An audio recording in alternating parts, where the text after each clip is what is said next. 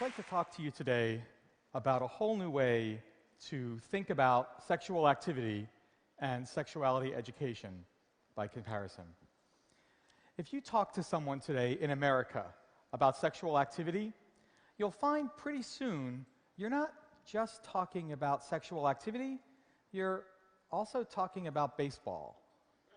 Because baseball is the dominant cultural metaphor that Americans use to think about and talk about sexual activity.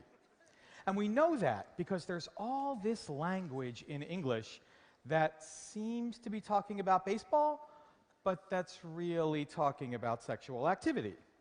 So, for example, it could be a pitcher or a catcher, and that corresponds to whether you perform a sexual act or receive a sexual act. Of course, there are the bases, which refer to specific sexual activities that happen in a very specific order, ultimately resulting in us scoring a run or hitting a home run, which is usually having vaginal intercourse to the point of orgasm, at least for the guy. You can strike out, which means you don't get to have any sexual activity. And if you're a bench warmer, you might be a virgin or somebody for whom whatever reason isn't in the game, maybe because of your age or because of your ability or because of your skill set.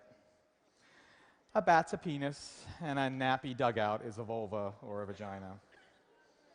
A glove or a catcher's mitt is a condom.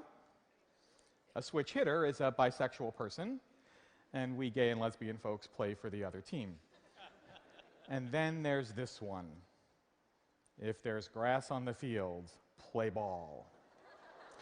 And that usually refers to if a young person, specifically often a young woman, is old enough to have pubic hair, she's old enough to have sex with. This baseball model is incredibly problematic. It's sexist, it's heterosexist, it's competitive, it's goal-directed, and it can't result in healthy sexuality developing in young people or in adults. So we need a new model.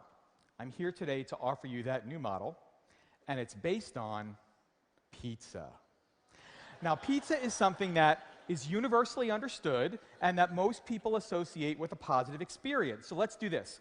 Let's take baseball and pizza and compare it when talking about three aspects of sexual activity: the trigger for sexual activity, what happens during sexual activity, and the expected outcome of sexual activity.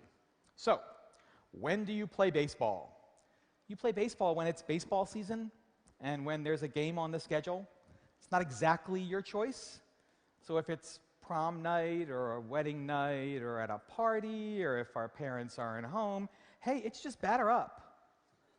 Can you imagine saying to your coach, not really feeling it today. I think I'll sit this game out. That's just not the way it happens. And when you get together to play baseball, immediately you're with two opposing teams. One playing offense, one playing defense. Somebody's trying to move deeper into the field. That's usually assigned to the boy. Somebody's trying to defend people moving into the field. That's often given to the girl. It's competitive. We're not playing with each other. We're playing against each other. And when you show up to play baseball, nobody needs to talk about what we're going to do or how this baseball game might be good for us. Everybody knows the rules. You just take your position and play the game. But when do you have pizza? Well, you have pizza when you're hungry for pizza. It starts with an internal sense, an internal desire, or a need. I could go for some pizza. And because it's an internal desire, we actually have some sense of control over that. I can decide that I'm hungry, but know that it's not a great time to eat. And then when we get together with someone for pizza, we're not competing with them. We're looking for an experience that both of us will share that's satisfying for both of us. And when you get together for pizza with somebody, what's the first thing you do? You talk about it. You talk about what you want. You talk about what you like. You may even negotiate. How do you feel about pepperoni? Not so much. I'm kind of a mushroom guy myself. Well, maybe we can go half and half. And even if you've had pizza with somebody for a very long time, don't you still say things like, should we get the usual? Or maybe something a little more adventurous. Okay, so when you're playing baseball, so if you talk about during sexual activity, when you're playing baseball, you're just supposed to round the bases in the proper order, one at a time. You can't hit the ball and run to right field. That doesn't work. And you also can't get to second base and say, I like it here. I'm going to stay here. No. And also, of course, with baseball, there's like the specific equipment and a specific skill set. Not everybody can play baseball. It's pretty exclusive. Okay, but what about pizza? When we're trying to figure out what's good for pizza, isn't it all about what's our pleasure? There are a million different kinds of pizza. There's a million different toppings. There's a million different ways to eat pizza. And none of them are wrong. They're different. And in this case, difference is good because that's going to increase the chance that we're having a satisfying experience. And lastly, what's the expected outcome of baseball? Well, in baseball, you play to win. You score as many runs as you can. There's always a winner in baseball, and that means there's always a loser in baseball. But what about pizza? Well, in pizza, we're not really, there's no winning. How do you win pizza? You don't. But you do look for, are we satisfied?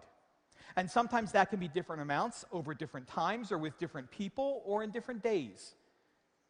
And we get to decide when we feel satisfied. If we're still hungry, we might have some more. If you eat too much, though, you just feel gross. So what if we could take this pizza model and overlay it on top of sexuality education? A lot of sexuality education that happens today is so influenced by the baseball model, and it sets up education that can't help but produce unhealthy sexuality in young people. And those young people become older people. But if we could create sexuality education that was more like pizza, we could create education that invites people to think about their own desires, to make deliberate decisions about what they want, to talk about it with their partners, and to ultimately look for not some external outcome, but for what feels satisfying. And we get to decide that. You may have noticed in the baseball and pizza comparison, under the baseball, it's all commands. They're all exclamation points. But under the pizza model, they're questions. And who gets to answer those questions? You do. I do. So remember, when we're thinking about sexuality education and sexual activity, baseball, you're out. Pizza is the way to think about healthy, satisfying sexual activity and good comprehensive sexuality education. Thank you very much for your time.